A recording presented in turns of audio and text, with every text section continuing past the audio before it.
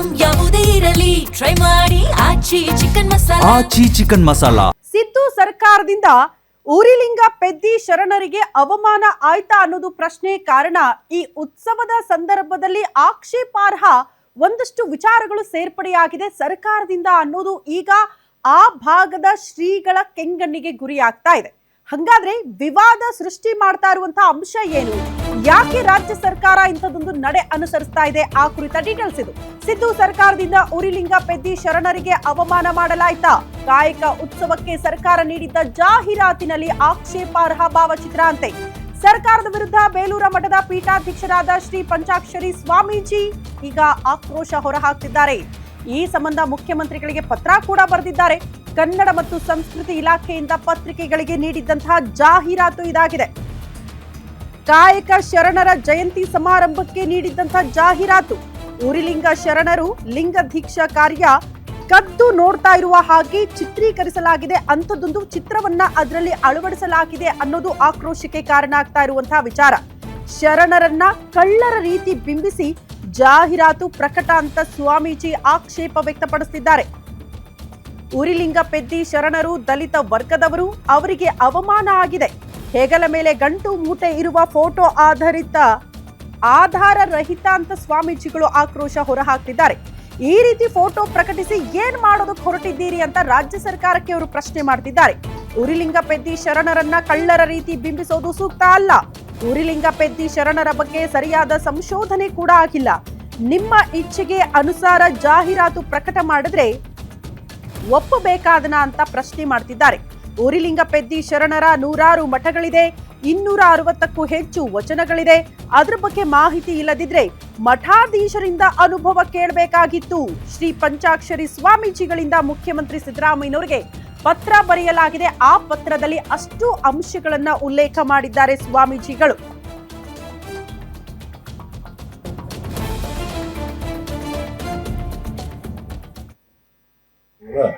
ಜಾಹೀರಾತು ಫೋಟೋಗಳನ್ನು ನೋಡಿ ಮನುಷ್ಯನಿಗೆ ಬಹಳಷ್ಟು ಅತೃಪ್ತಿ ತಂದಿದೆ.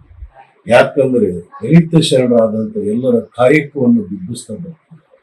ಅದು ಬಹಳ ತಪ್ಪು. ನಮ್ಮ ಶರಣರಾದ ಊರಿಲಿಂಗ ಪೆದ್ದಿಯವರು ಹೆಗಲಿಗೆ ಬಟ್ಟೆ ಹಾಕಿದಂಥ ಭಾವಚಿತ್ರವನ್ನು ಬಿಂಬಿಸ್ತಾರೆ. ಇದೆಷ್ಟು ಸಮಂಜಸ ತಪ್ಪನ್ಸಲ್ಯ? ಜಯಂತಿ ಉತ್ಸವ ಮಾಡ್ತಕ್ಕಂಥ ಶರಣರ ಒಂದು ಉದ್ದೇಶ, ಒಂದು ಅವರ ಜ್ಞಾನವನ್ನ ಯುವಕರಿಗೆ ತಿಳಿಸ್ತಕ್ಕಂಥ ಕಾರ್ಯನ ಮಾಡ್ತಕ್ಕಂಥ.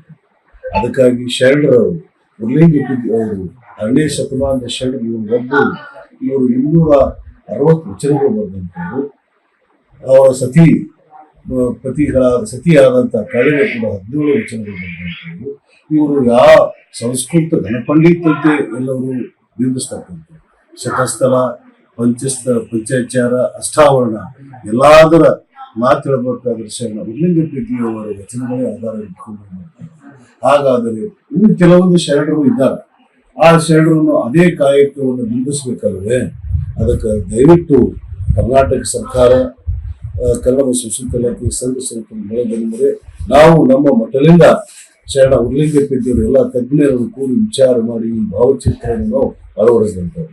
ಅದಕ್ಕೆ ಮುಂದೆ ಇದೇ ರೀತಿಯಲ್ಲಿ ಭಾವಚಿತ್ರ ಎಲ್ಲ ವ್ಯವಸ್ಥೆ ಅಂತ ಹೇಳಿ ನಿಮ್ಮಲ್ಲಿ ಕಳಕಳಿ ವಿನಂತಿಸುತ್ತೀವಿ. ಉಪಮುಖ್ಯಮಂತ್ರಿಯವರ ಜಾಹೀರಾತು ಫೋಟೋಗಳನ್ನು ನೋಡಿ ಮನುಷ್ಯನಿಗೆ ಬಹಳಷ್ಟು ಅತೃಪ್ತಿ ತಂದಿದೆ.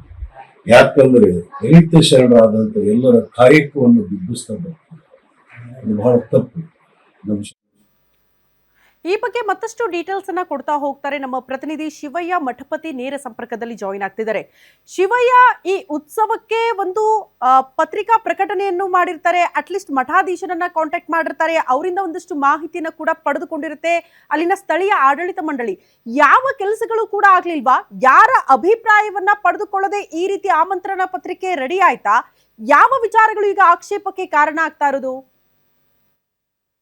ಶ್ರುತಿ, ನಿಜವಾಗ್ಲೂ ಏನು ವಿಶ್ವಗುರು ಬಸವಣ್ಣನವರ ಸಮಕಾಲೀನ ಶರಣರಾಗಿರುವಂತಹ ಊರಿಲಿಂಗ ಪೆದ್ದಿ ಶರಣರ ಏನು ಪತ್ರಿಕೆಗಳಲ್ಲಿ ಜಾಹೀರಾತು ನೀಡಲಾಗಿದೆ ಸರ್ಕಾರದಿಂದ. ಕನ್ನಡ ಮತ್ತು ಸಂಸ್ಕೃತಿ ಇಲಾಖೆಯಿಂದ ಏನು ರಾಜ್ಯದ ಪ್ರತಿಷ್ಠಿತ ಪತ್ರಿಕೆಗಳಲ್ಲಿ ಜಾಹೀರಾತು ನೀಡಲಾಗಿದೆ. ಆ ವಿಷಯಕ್ಕೆ ಸಂಬಂಧಪಟ್ಟಂತೆ ಇದೀಗ ಸ್ವಾಮೀಜಿಗಳು ಆಕ್ರೋಶವನ್ನ ವ್ಯಕ್ತಪಡಿಸ್ತಾ ಇರುವಂತದ್ದು. ಪ್ರಮುಖವಾಗಿ ಏನು ಬೆಂಗಳೂರಿನಲ್ಲಿ 2 ದಿನಗಳ ಹಿಂದೆ ಶರಣರ ಕಾಯಕ ಜಯಂತಿ ಏನು ಸರ್ಕಾರದಿಂದ ಆಚರಣೆ ಮಾಡಲಾಗಿತ್ತು ಆ ವಿಷಯಕ್ಕೆ ಸಂಬಂಧಪಟ್ಟಂತೆ ರಾಜ್ಯ ಸರ್ಕಾರ ಪ್ರತಿಷ್ಠಿತ ಪತ್ರಿಕೆಗಳಿಗೆ ಜಾಹೀರಾತುವನ್ನ ನೀಡಿದೆ. ಆ ಜಾಹೀರಾತಲ್ಲಿ ಉರಿಲಿಂಗ ಪೆದ್ದಿ ಶರಣರನ್ನ ಅವಮಾನ ಮಾಡಲಾಗಿದೆ, ಅವರು ಅಂತಂದ್ರೆ ಕಳ್ಳರ ರೀತಿ ಬಿಂಬಿತ ಮಾಡಲಾಗಿದೆ ಅಂತ ಈಗಾಗಲೇ ಏನು ಹುಣಸೂರ್ನ ಬೇಲೂರು ಮಠಾಧೀಶರಾಗಿರುವಂತಹ ಪಂಚಾಕ್ಷರಿ ಸ್ವಾಮೀಜಿಗಳು ಮುಖ್ಯಮಂತ್ರಿಗಳಿಗೆ ಒಂದು ಆಕ್ಷೇಪ ಪತ್ರವನ್ನ ಬರೆದಿರುವಂತದ್ದು. ಅಂತಂದ್ರೆ ಪತ್ರಿಕೆಯಲ್ಲಿ ಉರಿಲಿಂಗ ಪೆದ್ದಿ ಶರಣರ ಏನು ಭಾವಚಿತ್ರ ಪ್ರಕಟಿಸಲಾಗಿದೆ, ಅದರ ಕುರಿತು ಆಕ್ಷೇಪ ಇದೆ. ಯಾವ ಒಂದು ಆಧಾರದ ಮೇಲೆ ಆ ಒಂದು ನೀವು ಚಿತ್ರವನ್ನ ಪ್ರಕಟಣೆ ಮಾಡಿದ್ದೀರಿ?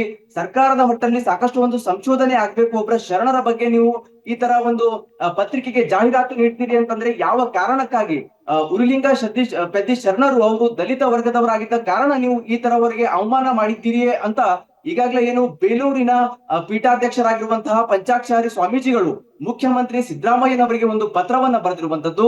ಉರಿಲಿಂಗ ಪೆದ್ದಿ ಶರಣರು 12ನೇ ಶತಮಾನದಲ್ಲಿ ಅಂದ್ರೆ ಬಸವಣ್ಣನವರ ಸಮಕಾಲೀನ ಶರಣರು ಸುಮಾರು 260ಕ್ಕೂ ಹೆಚ್ಚು ವಚನಗಳನ್ನ ಬರೆದಿದ್ದಾರೆ. ಸಮಾಜದ ಬದಲಾವಣೆಗಾಗಿ ಸಾಕಷ್ಟು ಒಂದು ಕ್ರಾಂತಿಕಾರಿ ವಚನಗಳ ಮೂಲಕ ಅವರು ಸಮಾಜದ ಮೇಲೆ ಸಾಕಷ್ಟು ಒಂದು ಪ್ರಭಾವಿತರಾಗಿ ಮಾಡಿದ್ದಾರೆ. ಆದ್ರೆ ಉರಿಲಿಂಗ ಪೆದ್ದಿ ಶರಣರ ಚಿತ್ರವನ್ನ ಅವಮಾನಕಾರಿಯಾಗಿ ಕರ್ನಾಟಕದ ರಾಜ್ಯ ಸರ್ಕಾರ ಮತ್ತು ಕನ್ನಡ ಸಂಸ್ಕೃತಿ ಇಲಾಖೆ ಪತ್ರಿಕೆಗಳಿಗೆ ಜಾಹೀರಾತು ನೀಡಿದೆ. ಈ ಕುರಿತು ನನಗೆ ಆಕ್ಷೇಪ ಇದೆ ಅಂತ ಈಗಾಗಲೇ ಸ್ವಾಮೀಜಿ ಪತ್ರ ಕೂಡ ಬರೆದಿರುವಂತದ್ದು. ಅಂತಂದ್ರೆ ಪ್ರಮುಖವಾಗಿ ರಾಜ್ಯದಲ್ಲಿ ಶರಣರ ಬಗ್ಗೆ ಕನ್ನಡ ಮತ್ತು ಸಂಸ್ಕೃತಿ ಇಲಾಖೆಗೆ ಅರಿವಿಲ್ವಾ ಅನ್ನೋ ಪ್ರಶ್ನೆಗಳು ಕೂಡ ಸ್ವಾಮೀಜಿಗಳು ಮಾಡ್ತಾ ಇರುವಂತದ್ದು. ಯಾವುದೇ ಒಂದು ಪ್ರಮುಖವಾಗಿ 12ನೇ ಶತಮಾನದಲ್ಲಿ ಸಾಕಷ್ಟು ಕ್ರಾಂತಿಕಾರಿ ಬದಲಾವಣೆಗೆ ನಾಂದಿ ಹಾಡಿರುವಂತಹ ಶರಣರ ಬಗ್ಗೆ ನೀವು ಇತಿಹಾಸ ಗೊತ್ತಿಲ್ಲದೆ ಈ ತರ ಒಂದು ಪತ್ರಿಕೆಗಳಿಗೆ ಜಾಹೀರಾತು ಯಾವ ಆಧಾರದ ಮೇಲೆ ನೀಡಿದ್ದೀರಿ? ಮುಂದಿನ ದಿನಗಳಲ್ಲಿ ಶರಣರ ಬಗ್ಗೆ ತಾವು ಜಾಹೀರಾತು ನೀಡಿದ್ರೆ ಅವರ ಒಂದು ಸಂಶೋಧನೆ ಮಾಡಬೇಕು. ಯಾವ ರೀತಿ ಅವರ ಕಾರ್ಯಗಳು 12ನೇ ಶತಮಾನದಲ್ಲಿ 11ನೇ ಶತಮಾನದಲ್ಲಿ ಅವರ ಕಾರ್ಯವೈಖರಿ ಏನಿತ್ತು ಅನ್ನೋ ಕುರಿತು ಸಮಸ್ತವಾಗಿ ಅದರ ಬಗ್ಗೆ ವಿಚಾರಣೆ ಮಾಡಿ ಸಂಶೋಧನೆ ಮಾಡಿ ಜಾಹೀರಾತನ್ನು ನೀಡಬೇಕು. ಇನ್ನು ಮುಂದೆ ಕರ್ನಾಟಕ ರಾಜ್ಯ ಸರ್ಕಾರ ಉರಿಲಿಂಗ ಪೆದ್ದಿ ಶರಣರ ಚಿತ್ರ ಬಳಸುವಾಗ